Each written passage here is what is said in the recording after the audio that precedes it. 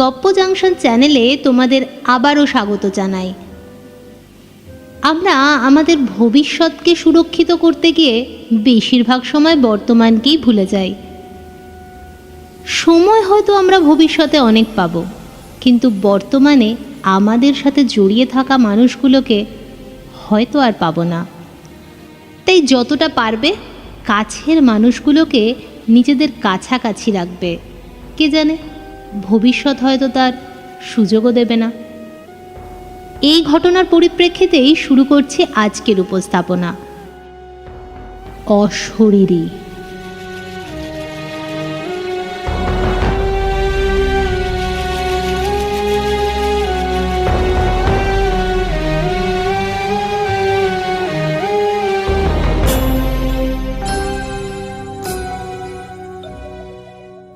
বর্ধমান সাহেবগঞ্জের কাছে গুসকরা নামে একটি স্টেশন আছে। সে অনেক দিন আগের কথা, ব্রিটিশ আমলে যখন রেল লাইন পাতা হয়েছিল সেই সময়কার কথা। গুসকরা থেকে 10-12 মাইল দূরে এক গ্রামে নবগোপাল নামে একটি ছেলে মিলিটারিতে চাকরি পেয়ে পাঞ্জাব অঞ্চলে চলে যায়। সেখান থেকে মাসে মাসে মানি অর্ডার করে টাকা পাঠাতো সে, চিঠিপত্রও লিখত। কিন্তু দুঃখের বিষয়, ইচ্ছা করলেই বাড়ি আসতে পারত না। এই নিয়ে বাড়ির লোকের অবশ্য অভাব অভিযোগের অন্ত ছিল না। নবগোপালের বাবা ছিল, মাও ছিলেন, নতুন বিয়ে করেছিল তাই বউও ছিল, ভাই বোন বাড়ির অন্যান্য লোকজনও ছিল। এভাবেই দিন কাটছিল। নবগোপাল কিছুতেই বাড়ি আসার আর ছুটি পায় না। এদিকে বেশ কিছুদিন হলো বাড়ি থেকে চিঠি আসাও বন্ধ হয়ে গেছে। নবগোপাল বুঝল বাড়ির লোকেরা বোধহয় তার দেশে না ফেরার জন্যই রাগ করেই চিঠি লেখা বন্ধ করেছে। কেননা শেষ চিঠিতে বাবা লিখেছিলেন, আজ 4 বছরেও যখন তুমি বুড়ো বাপ মাকে একবার এসে দেখে যাওয়ার প্রয়োজন বলে মনে করলে না, নতুন বৌমার জন্য যখন তোমার কোনো কর্তব্য আছে বলে মনে হচ্ছে না, তখন আমরা ধরে নিলাম নতুন পরিবেশে গিয়ে তুমি আমাদের ভুলে গেছো। শুধু মাসে মাসে টাকা পাঠালেই পরিবারের প্রতি কর্তব্যের শেষ হয় না। শ্রী শ্রী ভগবানের কৃপায় আমাদের বিষয় সম্পত্তি কি আছে না আছে তা তোমার অজানা নয়। অতএব তোমার এই দান না পাঠালেও চলবে। এই চিঠি পাওয়ার পরেই স্বাভাবিকভাবেই নবগোপালের মন কেঁদে উঠল। তারপর একদিন যখন সত্যি সত্যিই মানি অর্ডার ফেরত এলো, তখন আর সে থাকতে পারল না। ইতিমধ্যেই পাঞ্জাব অঞ্চল থেকে কাশ্মীর অঞ্চলে বদলি হয়ে যায় নবগোপাল। সেখানে গিয়ে সেনাবাহিনীর কিছু নতুন বন্ধুদের সাহায্যে উচ্চতর পর্যায়ে আবেদন করে বহু কষ্টে 1 মাসের ছুটি মঞ্জুর করালো সে, এবং দেশেও ফিরল। আসবার আগে একটা চিঠি লিখল বাড়িতে। চিঠিতে লিখে দিল, অমুক দিন আমি গুসকরায় পৌঁছাচ্ছি, স্টেশনে যেন আব্দুল কাকা আমার জন্য গাড়ি নিয়ে অপেক্ষা করে। সেই মতো নির্দিষ্ট তারিখে নবগোপাল যখন গুসকরায় ট্রেন থেকে নামল, রাত্রির তখন ঠিক 12টা।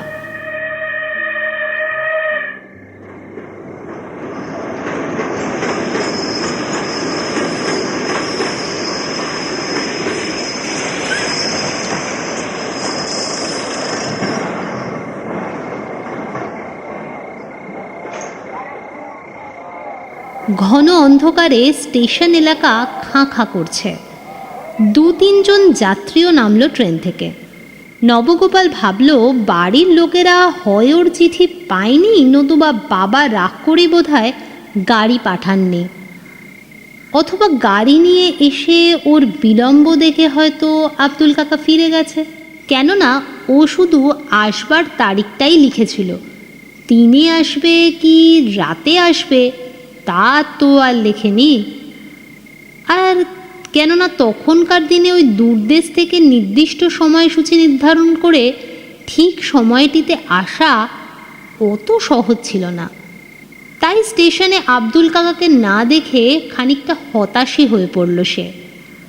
নতুন স্টেশন মাস্টার নবগোপালকে দেখে জিজ্ঞাসা করলেন, কি ব্যাপার, আপনি কারোর জন্য অপেক্ষা করছেন নাকি?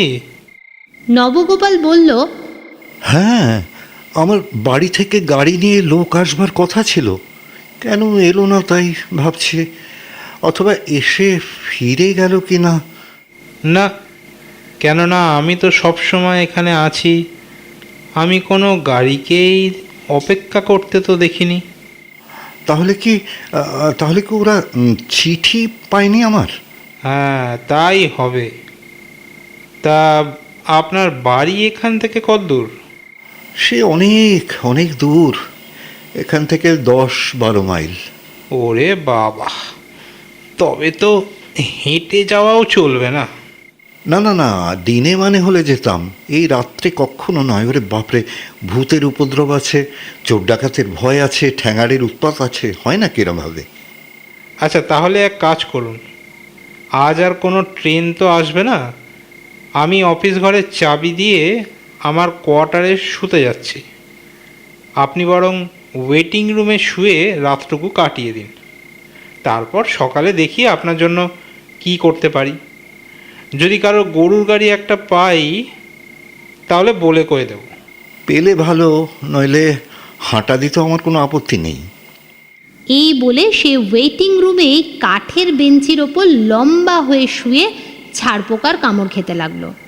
অনেকক্ষণ শুয়ে থাকার পর সবে মাত্র তন্দ্রাটি এসেছে, ঠিক এমন সময় খোকাবাবু, খোকাবাবু। পরিচিত কণ্ঠস্বর শুনে উঠে বসল নবগোপাল। আরে, আব্দুল কাকা! কতক্ষণ এসেছেন আপনি? তা প্রায় ঘন্টাখানেক হলো। এই স্টেশনের বাইরে গাড়ি দেখতে না পেয়ে ভাবছিলাম তুমি আসোনি।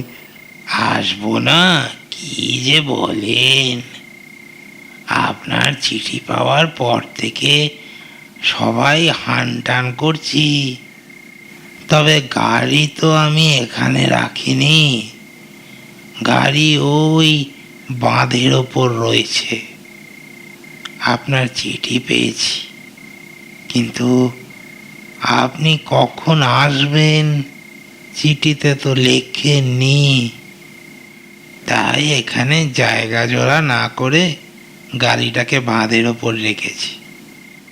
আমি ঠিক করেছিলাম লাস্ট ট্রেনটা দেখে তারপর ফিরে যাব, এই ভেবে গাড়িতে গিয়ে শুয়েছিল। কিন্তু এমন ঘুম এলো যে না ঘুমিয়ে থাকতে পারলুম না। ঠিক আছে ঠিক আছে, আমি বলছি কি, রাত যখন হলো তখন রাতটা কাটুক, কাল একটু ভোর ভোর রওনা হয়ে যাব। সে কি খোকাবাবু, কর্তাবাবুর অবস্থা জানেন? মা, বৌমা সবাই আপনার চিঠি পাওয়ার পর থেকেই ঘরবার করছেন, রান্নাবান্না রেডি করেই আপনার জন্য পথ চেয়ে বসে আছেন সবাই। কিন্তু আব্দুল কাকা, পথঘাটের যা অবস্থা তাতে... খোকাবাবু, আপনি কি ভুলে গেলেন আমার নাম আব্দুল? আমার শরীরে এক ফোঁটা রক্ত যতক্ষণ থাকবে ততক্ষণ কারোর সাধ্য আছে আমাদের কিছু করে? ওসব ভয় করবেন না খোকাবাবু, চলুন চলুন।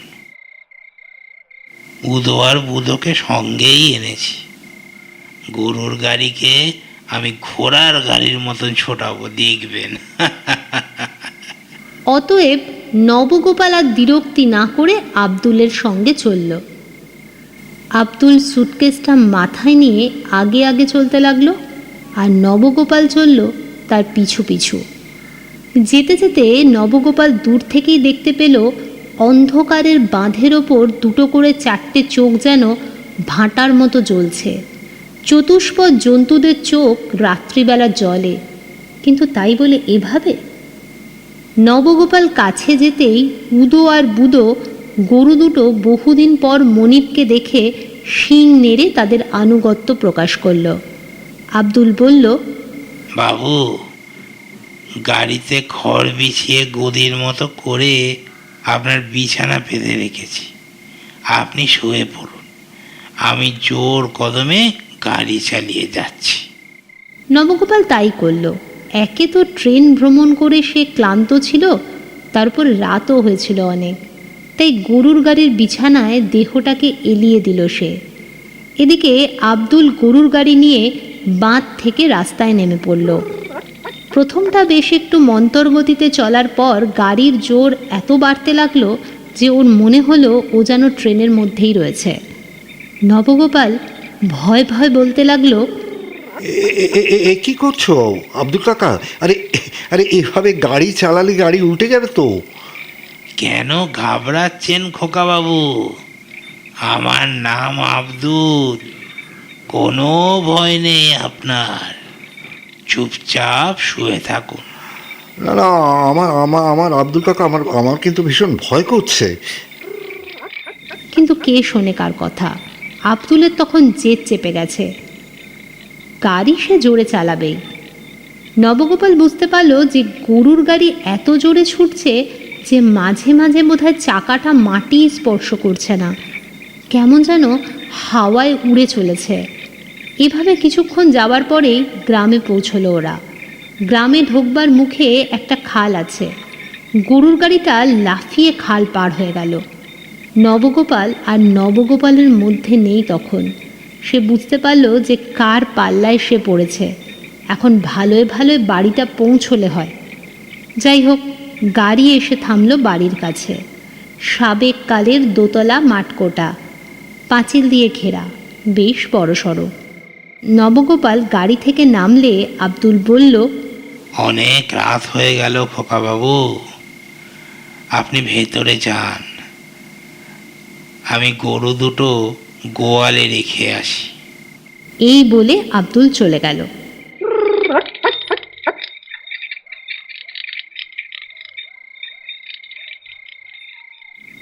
ভীত সন্ত্রস্ত নবগোপাল দরজায় কড়া নাড়ল।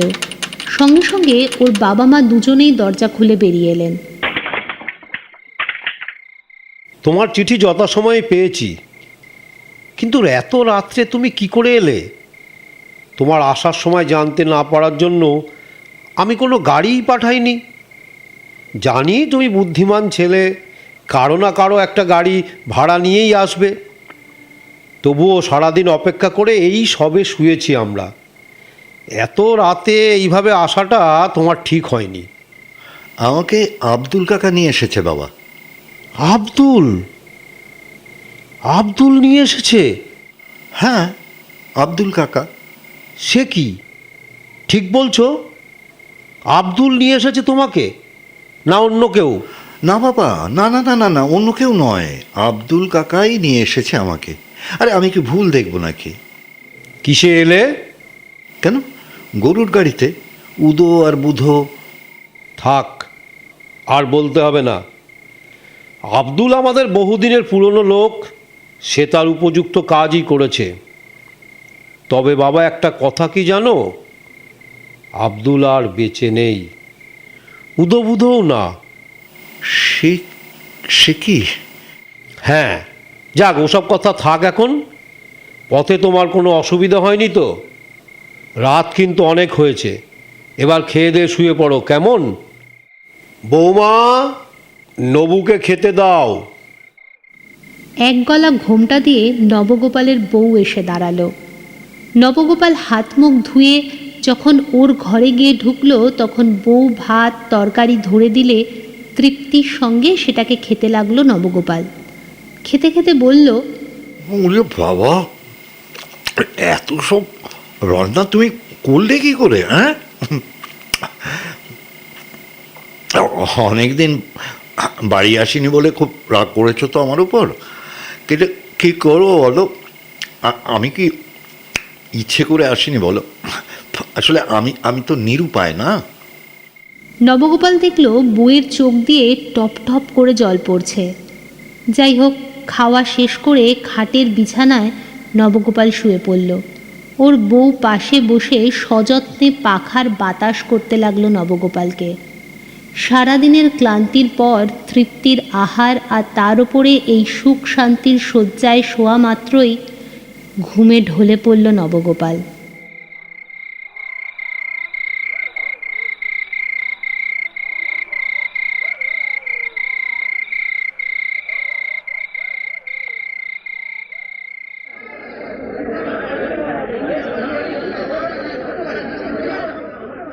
ঘুম ভাঙল পরের দিন সকালে লোকজনের চেঁচামেচিতে।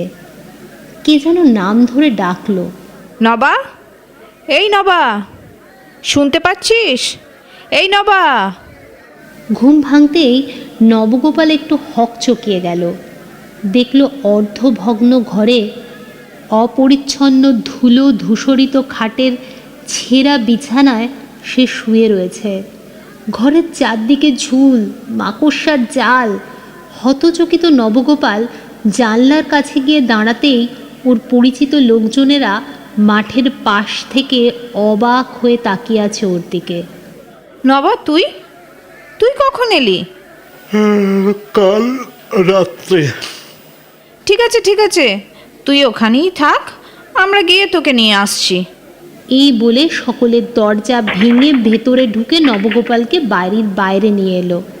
আমার আমার ঘর বাড়ির অবস্থা এরকম কেন? হ্যাঁ হ্যাঁ, আমার আমার মা, বাবা, আমার ভাইরা, এই আমার বউ, ওরা সব কোথায়? ওদের দেখতে পাচ্ছি না কেন? ওরা কোথায় গেল? বলো বলো, ওরা কোথায়? তুই কি কিছুই বুঝতে পারছিস না?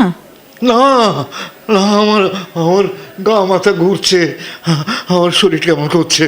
ওরা যে কাল রাতে ওই বাড়িতে ছিল।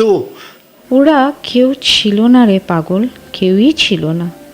কাল রাত্রে যাদের দেখেছিস তারা ওদের প্রেতাত্মা।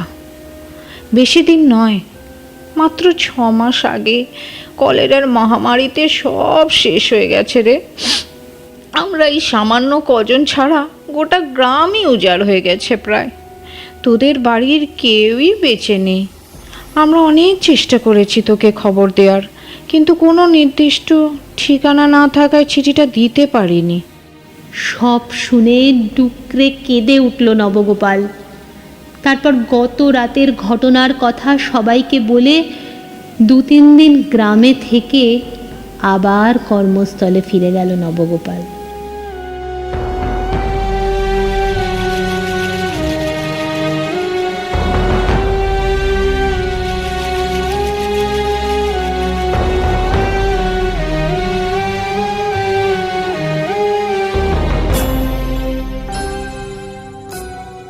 তাহলে আজকের গল্প উপস্থাপনা তোমাদের কেমন লাগলো তা কমেন্ট করে জানিও কিন্তু।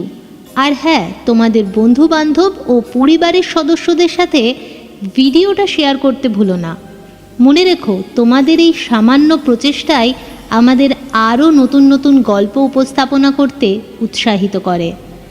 যারা এখনও চ্যানেলটিকে সাবস্ক্রাইব করোনি তারা ঝটপট সাবস্ক্রাইব করে নিও এবং নতুন ভিডিও নোটিফিকেশন পেতে পাশে রাখা বেল আইকনটিতে ক্লিক করে দিও।